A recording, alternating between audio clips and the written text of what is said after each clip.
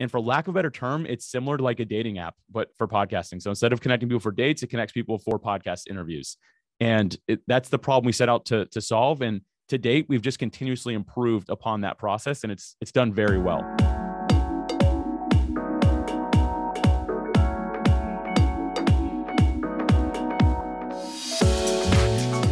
Welcome to the Women in Podcasting Show. Enjoy inspiring stories, interesting interviews, and powerful strategies from women around the world.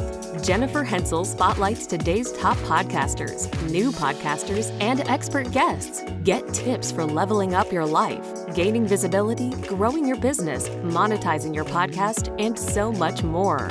We invite you to support women in finding their voice and sharing their passion. It's all about women empowering women. Welcome, everyone. This is Jennifer Hensel. I'm your host of the Women in Podcasting Show. You can find all the links we mention in today's episode in the show notes at womeninpodcasting.show. I have with me today Alex Sanfilippo, the host of the top-rated podcast called Podcasting Made Simple and the founder of PodPros, a software company focused specifically on the podcasting industry. And he's the creator of the very popular service called Podmatch. Podmatch is super hot right now. Everyone is raving about it because it matches podcast guests and hosts together for interviews. So, Alex, welcome. Thank you for being here with us today. Jennifer, thank you so much for having me. I really appreciate the kind words already and looking forward to having a conversation with you today. Well, Alex, I wanted to have you on the show for two reasons. Number one, I posted about Podmatch in my Women in Podcasting group, and we had lots of positive comments from those who have already tried it and those who hadn't already tried it. They wanted to jump in right away. So we'll talk about number two in a moment. But what I want to do is ask you, let's start with how you got into podcasting. Tell us your story of where your love for entrepreneurship and podcasting began. Yeah. So first off, thank you. I just love hearing that. Like your comments just made my day. So thank you. I mean, we're community driven. So anytime I hear that somebody loves it, warms my heart. So thank you so much. I really appreciate it. So for me in podcasting, it's funny. I did a 15-year like sprint, if you will. It felt like a sprint in corporate America. So like a traditional 9-to-5 job. It was big corporate. And it was a lot of fun, but it was like super fast, like all the time. And 15 years, like I was still pretty young, but I decided like, I used the term with my wife. I'm like, I think I'm ready to retire. And she's like, I was like, what was I, 29 or something like that? And she's like, you can't retire at 29. I'm like, this is just a lot. Anyway, I decided I wanted to try entrepreneurship to keep like the story kind of short here. Like so things happened. I enjoyed the job, loved it. Just kind of realized I wanted to do something on my own. And here's the thing, Jennifer, at that point, I guess it was like 11 years in corporate, 15 years total. I just realized I didn't know anything about entrepreneurship. Like I knew big corporate, I knew how to like run teams and stuff like that. And it's funny how much of it doesn't actually translate. Like you'd assume if you're good in corporate, you'd be a good entrepreneur. And that is just not the case. So I decided to start talking to people that were entrepreneurs. And you might know this, Jennifer, and some of your listeners will for sure. People charge a lot of money for that coaching call. That coaching call is expensive. And I like to think I'm somewhat of a smart guy. So I decided, you know what? If I had a podcast or something like that, I could interview these people and they'd probably give me their time for free. And so I originally started off because I was like, you know what? I want to learn how to be an entrepreneur. I want to talk to people who have successfully gone from a corporate job like myself and moved into some sort of full-time entrepreneurship. And I was like, you know what? If I could interview these people, they could tell their journey. It wouldn't just help me, it'd help other people as well. And so long story short, I launched a show and I decided just to talk to those people to learn for myself, but also for an audience. And that show just did extremely well. And along the way in that journey of launching the show, growing it, starting to get on podcasting stages, I fell in love with the industry. I mean, other show hosts were so kind. People were sharing my stuff just because I was new. People were giving me free advice, offering me free gear. They're like, here, I'm not using this anymore. Use this. You'll sound better. Right? Like all kinds of things. I was just like, man, this is such a nice community of people. And so as I learned about entrepreneurship through my show, which at that point was called Creating a Brand. The idea was just, can we create a brand for ourselves, right? The art of creating a brand. Could I, instead of just becoming like an entrepreneur in general business or like figure something out along the way, why not jump straight into my passion area, which just happened to be podcasting. That just developed over time. So the rest was kind of history at that point, Jennifer. I just jumped in, launched the show. It did really well and just really fell in love with the industry and decided I wanted to serve it full time. Oh, that's amazing. Yes, the podcasting community is just so beautiful. I mean, everybody's so helpful and supportive of each other. It's just really the most incredible community I've ever been involved with.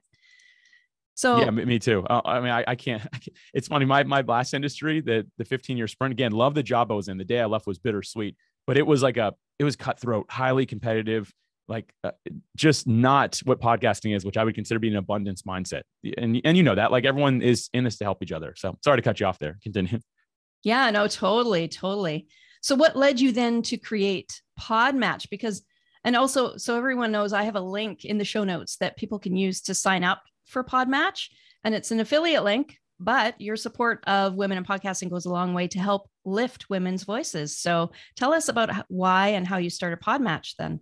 Yeah, sure thing. And definitely use that link because it also gives everyone a discount. So that's the link I recommend using. That's the better route to go. I always recommend that. Anytime someone's like, oh, go to podmatch.com, I'm like, wait, if you have a specific link, use that one instead. Anyway, but I love what you're doing here, by the way. So for me, launching Podmatch, again, deciding I wanted to be an entrepreneur, I really was learning a lot from these entrepreneurs. And a lot of them went on to be software people. And I call them software people because that's what we call ourselves, for lack of a better term. And I was like, this is a really cool space. Like, I love that. And again, going back to my area of passion, had become podcasters. And at one point, I was actually at PodFest 2020. It was like the last in-person event to happen during 2020. I think it was even like the first week of March.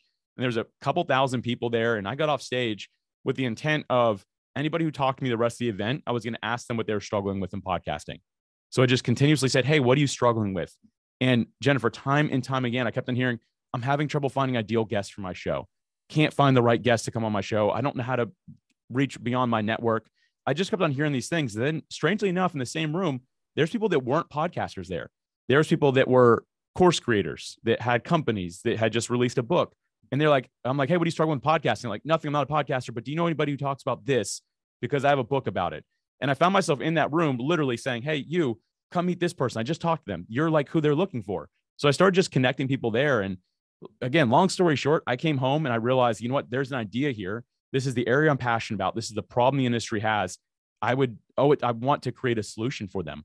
And so that's exactly what I did. I just basically whiteboard the thing out.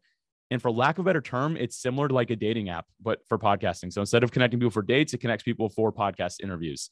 And that's the problem we set out to solve. And to date, we've just continuously improved upon that process, and it's done very well. I just love how the connections I'm getting already are just incredible. It's just really genuine people who really want to connect, and it has matched me with people who I actually want to have on the show. So it's really That's an good. incredible app. Glad to hear that. You've done a great job. Yeah, Thank you've you. done a great job with it. So then also, what else can you tell me about Podmatch then, as far as when a person signs up, what happens? Yeah, sure. Diving into I love this part of things, by the way, Jennifer. I never get to talk about this stuff, but yeah, when somebody joins, the first thing that happens on either side, so whether you're a guest or a host, because you can register as either or both. I mean, you can be both if you'd like to, but it's going to make you fill out a profile. And I'll admit this, it's a lot more in depth, as you know, than most profiles anywhere else you set up. The onboarding can be a lot. And we do that intentionally. As a matter of fact, it usually weeds out people that aren't serious. I've had people be like, well, it's not worth it to me to fill out for more than 5 minutes an application, basically. Right. And people, I've said that, I'm like, that's fine. You can go somewhere else. Maybe there's somewhere else that'll be quicker. And if that's what you're looking for, fine. We focused on quality. That's been the idea. And the reason we wanted to make sure the profiles were done well and like the onboarding is done well, because we have two separate profiles. One is the podcast page, which shows everything of like your cover art, your description, but also describes to potential guests who your audience is. Like it's free form. So basically, fill it out. They can see all kinds of information. Like, are they going to make me fill out an onboarding form? Do they have a release form? Everything, like all the links. They can listen to the show. They can even like get all the ideas they want basically from that one spot. And the idea for that that host is when the guest reaches in, they don't have to be like, so who's the audience? So who are we talking to? So how long are the episodes? They don't have to ask these questions anymore. It frees up that side of it. And the flip side, if you're the guest, it's just called a one sheet, like a media one sheet. So it asks everything from a short bio, a long bio, a call to action, all your social links, some questions you're ready to be asked, ideas for titles that can be covered, media images that are ready. So your actual photos that you're approving for people to use. And again, the whole idea is if a host reaches out, they don't have to do those back and forth emailing saying, hey, can I get some pictures? Hey, what's your bio? Hey, can I ask you this question? All these things are ready to go. And all that is generated during the onboarding process. So as you're onboarding, you're getting asked all these questions. And those are the things that the actual algorithm takes into effect as well. Oh, it's really incredible. I didn't find it too bad. Oh, I good. thought it was, yeah, it was nice and simple and just collected the information. I mean, a lot of us podcasters have all that kind of to copy and paste at our fingertips anyways. So I found it really quick. Yeah, if I And could be really transparent here, I find that it's normally guys that have a problem with it. It's like 90% of the complaints that come from that, which isn't a ton, but it's almost always a guy. So anyway, I don't know that's saying for me, but anyway, side note there. yeah, I like to keep all that stuff in Google Keep, or I have this app on my phone called TextBand, and I can just click one character and it'll put a whole paragraph of stuff. And so I try to get my clients to use stuff like that so it can I be use quick that and too. easy. That Do has you? been a game changer for me personally, Yeah, for the business, everything. That is a great tool. I hope that you link to that in the show notes for people. I will. I'll have to now for sure. So that also leads me to another question I wanted to ask you about, sort of related, but you also created Yeah. Podcast SOP, a project management tool that helps podcasters keep up with their episode releases. I love SOPs. So this is why I'm so geeking out on this and fascinated by this, because they've helped me a lot in my business. When I first started my first couple of ventures and building my communities, I would document everything, like everything I did. And then I was easily able to build on leadership programs onto that because I had all the SOPs. And Yeah. so, have you ever heard of Checklist Manifesto by Atul Gawande? Yes, I have. Yes. Isn't that a Um, great SOP book? Amazing. Yeah. It's probably partially the inspiration for this. So that was my first introduction to this idea of SOP. As a matter of fact, for anyone who's listening who doesn't know what SOP stands for, it stands for Standard Operating Procedures. And I believe that book was, again, my first introduction to, like, I didn't know. I was like, SOP, what's SOP mean? Right. And then obviously learning just how powerful it is for not really today, but tomorrow and the rest of your life, really, what it does for you. So, yeah, I'm passionate about them like you are, it seems. That's great. That's great. Yes. Well, it sounds like we're going to have a lot to chat about at Podfest. And that was the second reason I wanted you to come on the show, is because you will also be speaking at Podfest. I wish every member of our audience could be there because, like you said, the last event was in March 2020 of the podcasting community. And now everybody's going to be getting together for the first time in a very long time. And it's going to be very exciting for me to meet a lot of the people that I've interviewed or I've collaborated with. I've done so many collaborations over the last couple of years because my business was online, but boy, did it ever go so much more online over the Right. past couple of years, right? Like a lot of people. So it's going to be so exciting to get together with all those people. So I'm leading the Women in Podcasting track on the Thursday, May 26th. If you know any women, send them over to us on that afternoon. And I'll be sharing the stage with 10 amazing women podcasters who will be sharing their strategies for mindset monetization, social media, and a lot more. So tell us what you're up to at Podfest and when are you taking the stage? Yeah. So first off, this actually goes back to the podcast SOP thing. So I'll share what that is because it'll kind of lead right into answering this. But podcast SOP, as we just talked about, it's a very simple way to basically make sure that your episode releases are always on time and you're not missing any things along the way. A lot of hosts or guests, especially hosts, so I find, Jennifer, and you know this, people are like, oh, I forgot to ask you this. I forgot to do that, right? Like, oh, what time we're supposed to start? And it's because we're trying to remember all of it in our heads. And when you get into podcasting, you're like, okay, record, edit, and post, right? Like that's really all you got to do. But then when you start breaking into that, there's 20 to 30 different steps along the way in that. When you try to remember all that in your head, it just doesn't work. David Allen says that your head is for having ideas, not for storing them. And he's a productivity expert. And I've always remembered that. Like it's always stuck with me because so many of us were just like, oh, what do I do next? And the third most common reason that people leave podcasting. So I've gone through and really done a lot of research on this, but the third most common reason is because of the stress involved. They feel like they can't keep up with it. And it's because they're just not organized. They're just trying to remember it all. I'm not trying to talk bad about anybody. This was me for a long time until I learned what an SOP was and basically built this software so you can just build your checklist, add instructions to it. You can add team members if you have them or if you ever decide to add them, add due dates, upload stuff directly to these individual tasks. But basically, it's a glorified checklist that you just go through every time you add a new episode. And to me, like I love Podmatch, but podcast SOP is like my love language. So I love that software. And so going back to Podfest is actually what they wanted me to talk about was not necessarily the software itself, but how to develop a really strong SOP for your podcast so that there's no stress involved, so that when it comes time to outsource, you can do so very easily. Here's an example. I have 7 people that help me with my show right now. And the longest training I had to do for any of those 7 people was 1 hour total. And then they were completely set up to do it. It's because I did a good job with the SOP. I made sure that all the instructions were already there. I did the hard work one day long ago, so I never have to do it again. And now anytime I need to add a team member, it's as simple as a few clicks of a button after I hire somebody and quick explanation is how to use the software, done. And so I'm really going to be explaining that, diving deep into it, because again, that's the third most common reason that people leave podcasting. And I want to make sure that I help solve that problem, because it's one that I understand. Jennifer, you understand it as well. So it's something that we just need to make sure that we're pouring that wisdom out to the world and hopefully helping some people stay in the game a little bit longer. Oh, that sounds amazing. So that is the one that where do we find that one? Podcast SOP. Podcastsop.com. Oh, okay. Yep. Yep. Try to keep it simple. Yeah, that's great. I'll put It's that. funny though, how many people don't know what SOP stands for. I probably should have called it like podtask or podtasks or something like that, because some people are still like, what's an SOP? But maybe that's part of the education. Maybe people just need to know. I don't know, Jennifer. You and me like it, so we'll keep it. Well, that is exciting. So that's what you're going to be talking about. I've got to go to that session. That's amazing. What day is that on? It's going to be on Friday, and I believe it's at 3 p.m. Eastern, but I'm not 100%, and you never know with PodFest. They have a lot of speakers, so things could get moving around, and I'm one of the very flexible people, but I know that you've got like a track plan, which I think is incredible. I've been part of one in 2020. I was part of a track that I did. Like what you're going to be doing with women in podcasting is probably going to be one of those powerful parts of the event, I have to imagine. So my wife is going to slip in. A couple of my team members are going to slip in. I will be manning the booth while they're over there hanging out with you. But I love the fact that you're doing that. Oh, that's great. I can't wait to meet your wife too. I'd love to have her on the Women in Podcasting show as well. Yeah, that'd be really cool. It'd be a tough challenge for you to get her on podcasting. She likes being the backside of podcasting, but give it a shot. Yeah, my husband will be there too, speaking on the mental health panel. Oh, cool. And it's Paul, right? Yes, Paul. Yeah. Paul, the mental health one, is that the one with Josh Carey? Is that right? Is that which one that is? Or is that something different? Okay, cool. I also plan on attending as many of those as I possibly can. So that's exciting to hear. Love that.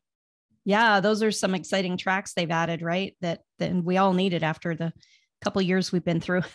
Oh yeah. And this podcasting is a little bit, I like that track because podcasting can be quite lonely at times. You don't necessarily, your audience listens it while they're cleaning the house, while they're at the gym, while they're driving. You're not communicating directly with them. So you can kind of release things and it feels like radio silence, even though deep down we have to know it's not. But protecting your mental health throughout that and making sure that you stay in your best shape so that you can produce good quality for your listeners is so important. So I love that track. Yeah, that's right. Okay, so is there anything else you'd like to add to our discussion today as far as podcast SOP, Podmatch? Yeah, I think what I would add is that it's so important to utilize the tools that are out there for you as a podcaster. So many of us, we look to save a few dollars, and there's nothing wrong with that. But it's so important to invest in yourself and invest in your time freedom. You don't want to just be doing everything because you can. If you can afford it, if at all something makes sense, outsource it. Go to events, right? Like PodFest has a cost to it. To me, it's worth its weight in gold for not only the reason of getting to offboard some of the stuff to automate some of it, but also the community aspect. Again, I just referenced that we don't always hear from listeners, but it doesn't mean we shouldn't always be in community with other podcasters. We can be there to lift each other up, to help out. And I find that attending these sort of events, to being involved in women in podcasting, like those type of things are so helpful for everybody. So take it seriously and make sure that you have a tribe. It's also been proven, like, again, going through those 5 reasons of like why podcasters fail. The number 4 reason is a lack of community. People just feel like they're completely alone. Jennifer literally has built something to make sure that does not happen for people that are listening to this. Stay involved with that. Do as much as you can. Volunteer and help out. Like, I don't know if she needs help like with moderators and stuff like that, but do what you can to be part of that community and help it to thrive even more, because together we all do better. It reminds me of actually a Helen Keller quote where she says, alone we can do so little, but together we can do so much. And I think for all of us, we've got to be focused on how we can do so much more together. So that would kind of be my parting thought with you, Jennifer, and for everyone listening. Oh, thank you so much. You can find all the links we mentioned in today's episode in the show notes at womeninpodcasting.show. Thanks, everybody. Thanks for being here, Alex. Bye for now. Thank you so much. It was an honor. Bye. Thank you for listening to today's interview. We'd love your follows, subscribes, and positive reviews. They help us to elevate women's voices everywhere. I invite you to join our community in the Women in Podcasting Facebook group and VIP club at womeninpodcasting.club.